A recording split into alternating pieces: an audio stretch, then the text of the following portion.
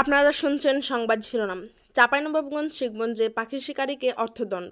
এবার শুনুন বিস্তারিত।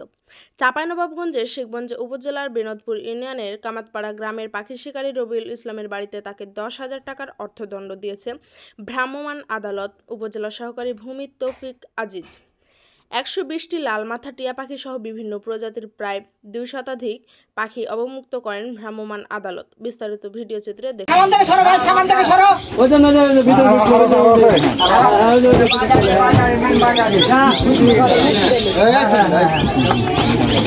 অনেকদিন আটকানো ছিল তো ফ্লাইট মাস দিয়ে আমরা কাছে ও আচ্ছা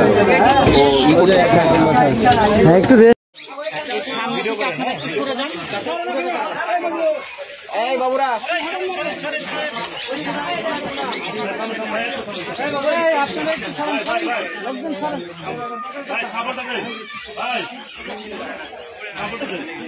আপনি একটু ছাড়েন না ভাই।